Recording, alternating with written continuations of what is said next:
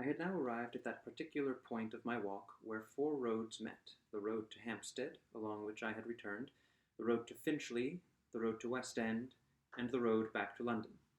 I had mechanically turned in this latter direction, and was strolling along the lonely high road, idly wondering, I remember, what the Cumberland young ladies would look like, when, in one moment, every drop of blood in my body was brought to a stop by the touch of a hand laid lightly and suddenly on my shoulder from behind me. I turned on the instant, with my fingers tightening round the handle of my stick.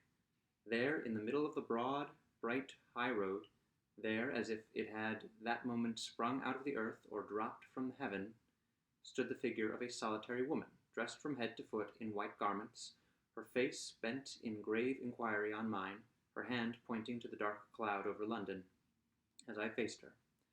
I was far too seriously startled by the suddenness with which this extraordinary apparition stood before me in the dead of night and in that lonely place to ask what she wanted. The strange woman spoke first. "Is that the road to London?" she said. I looked attentively at her as she put that singular question to me. It was then nearly 1 o'clock. All I could discern distinctly by the moonlight was a colorless, youthful face, meagre and sharp to look at, about the cheeks and chin. Large, grave, wistfully attentive eyes, nervous, uncertain lips, and light hair of a pale brownish-yellow hue. There was nothing wild, nothing immodest in her manner. It was quite quiet and self-controlled, a little melancholy and a little touched by suspicion. Not exactly the manner of a lady, and at the same time not the manner of a woman in the humblest rank of life. The voice, little as I had yet heard of it, had something curiously still and mechanical in its tones, and the utterance was remarkably rapid. She held a small bag in her hand, and her dress, bonnet, shawl, and gown, all of white, was, so far as I could guess, certainly not composed of very delicate or very expensive materials. Her figure was slight and rather above the average height, her gait and actions free from the slightest approach to extravagance. This was all that I could observe of her, in the dim light and under the perplexingly strange circumstances of our meeting. What sort of woman she was, and how she came to be out alone on the high road, an hour after midnight, I altogether failed to guess. The one thing of which I felt certain was that the grossest of mankind could not have misconstrued her motive in speaking, even at that suspiciously late hour in that suspiciously lonely place. "Did you hear me?" she said, still quietly and rapidly, without the least fretfulness or impatience. I asked if that was the way to London. "Yes," I replied, "that is the way. It leads to St. John's Wood and the Regent's Park. You must excuse my not answering you before. I was rather startled by your sudden appearance in the road, and I am even now quite unable to account for it." "You don't suspect me of doing anything wrong, do you?" "I have done nothing wrong. I have met with an accident. I am very unfortunate in being here alone at so late. Why do you suspect me of doing wrong?" She spoke with unnecessary earnestness and agitation, and shrank back from me several paces. I did my best to reassure her. "Pray, don't suppose that I have any idea of suspecting you," I said, "or any other wish than to be of assistance to you, if I can. I only wondered at your appearance on the road, because it seemed to me to be empty the instant before I saw you." She turned and pointed back to a place at the junction of the road to London and the road to Hampstead, where there was a gap in the hedge. "I heard you coming," she said, "and hid there to see what sort of man you were, before I risked speaking. I doubted and feared about it till you passed, and then I was obliged to steal after you and touch you." "Steal after me and touch me? Why not call to me? Strange, to say the least of it." "May I trust you?" she asked. "You don't think the worse of me because I have met with an accident?" She stopped in confusion, shifted her bag from one hand to the other, and sighed bitterly. The loneliness and helplessness of the woman touched me. The natural impulse to assist her and to spare her got the better of me, of the judgment, the caution, the worldly tact, which an older, wiser, and colder man might have summoned to help him in this strange emergency.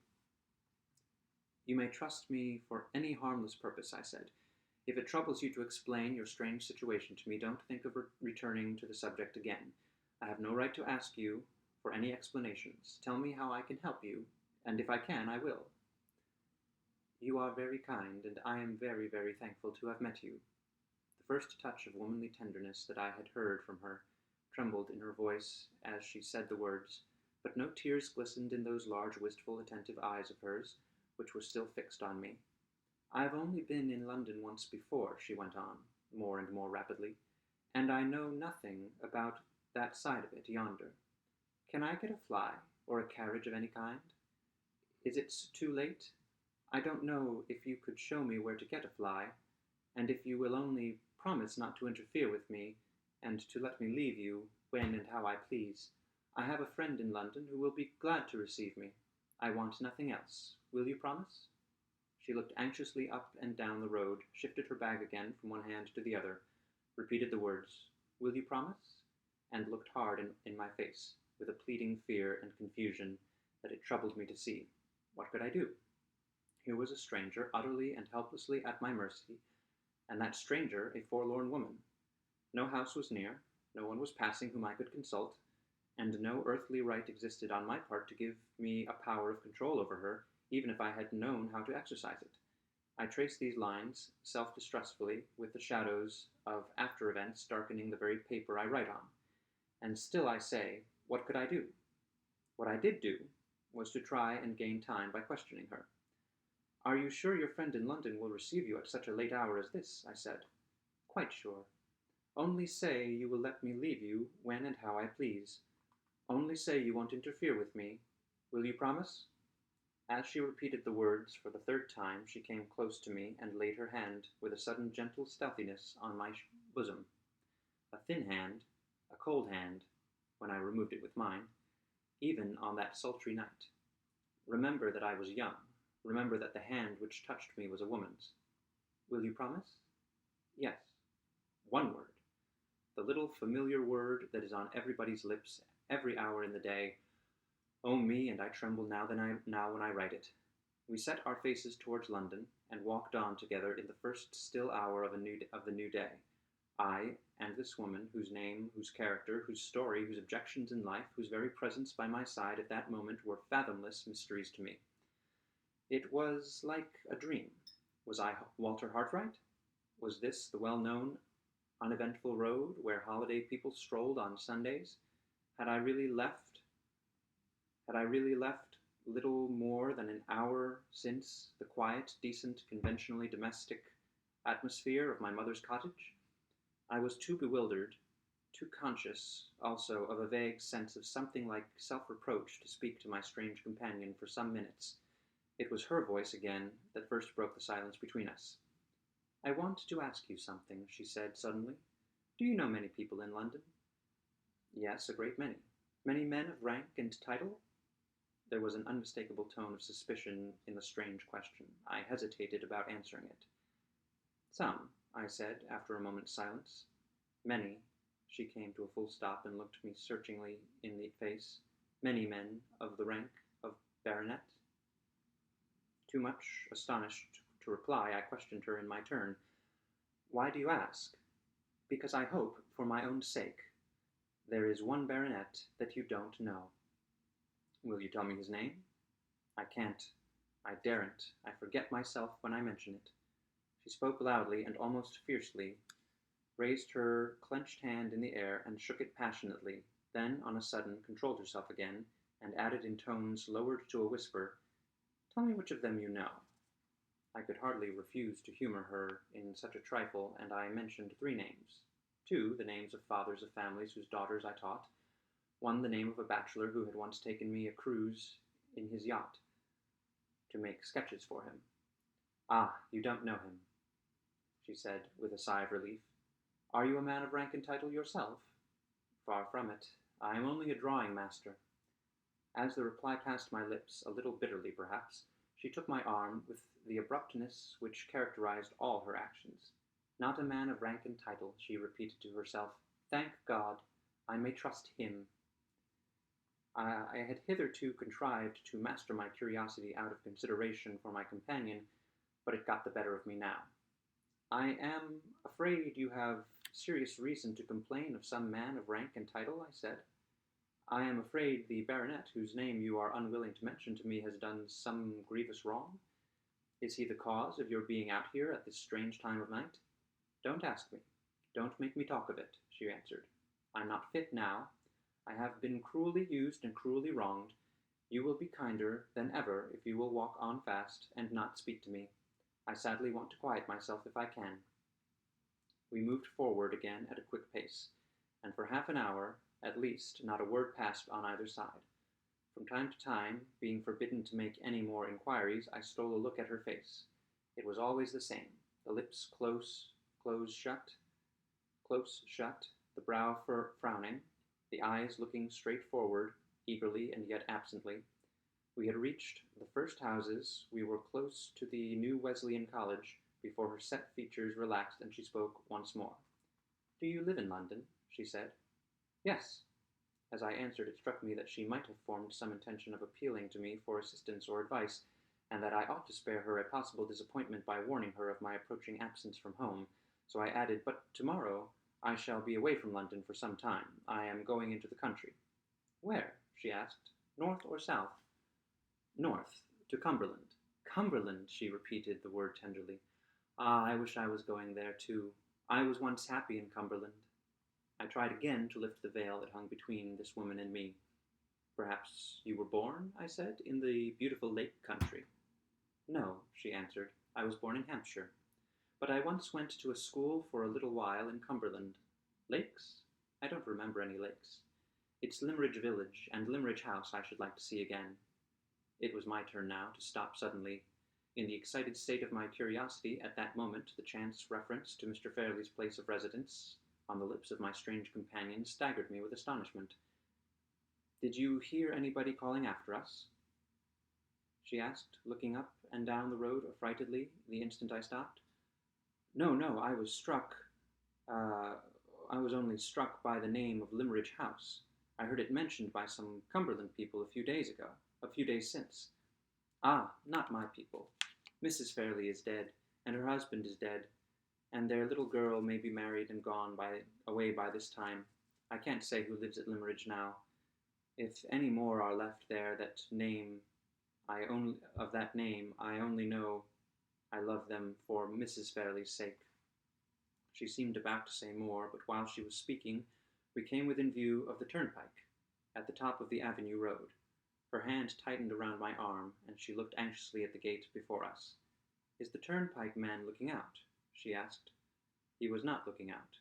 No one else was near the place when I passed through the gate. The sight of the gas lamps and houses seemed to agitate her, and to make her impatient. "This is London," she said. "Do you see any carriage I can get? I am tired and frightened. I want to shut myself in and be driven away." I explained to her that we must walk a little further to a cab stand, unless we were fortunate enough to meet with an empty vehicle, and then tried to resume the subject of Cumberland. It was useless. That idea of shutting herself in and being driven away had now got full possession of her mind, and she could think and talk of nothing else. We had hardly proceeded a third of the way down the avenue road when I saw a cab draw up to a house a few doors below us. On the opposite side of the way a gentleman got out and let himself in at the garden door. I hailed the cab as the driver mounted the box again. When we crossed the road my companion's impatience increased to such an extent that she almost forced me to run. "It's so late," she said. "I am only in a hurry because it's so late." "I can't take you, sir, if you're not going towards Tottenham Court Road," said the driver civilly, when I opened the cab door. "My horse is dead beat, and I can't get him to no further than that stable." Yes, that will do for me. I'm going that way. She spoke with breathless eagerness, and pressed by me into the cab. I had assured myself that the man was sober as well as civil, before I let her enter the vehicle, and now, when she was seated inside, I entreated her to let me see her set down safely at her destination. No, she said vehemently. "I'm quite safe and quite happy now. If you are a gentleman, remember your promise. Let him drive on till I stop him. Thank you." Oh, thank you. My hand was on the cab door. She caught it in hers, kissed it, and pushed it away. The cab drove off. At the same moment, I started into the road. I started into the road with some vague idea of stopping it again. I hardly knew why, hesitated from dread of frightening and distressing her, called at last, but not loudly enough to attract the driver's attention. The sound of the wheels grew fainter in the distance. The cab melted into the black shadows on the road. The woman in white was gone. 10 minutes or more had passed. I was still on the same side of the way, now mechanically walking forward a few paces, now stopping, again absently. At one moment, I found myself doubting the reality of my own adventure. At another, I was perplexed and distressed by an uneasy sense of having done wrong, which yet left me confusedly ignorant of how I could have done right. I hardly knew where I was going, or what I meant to do next.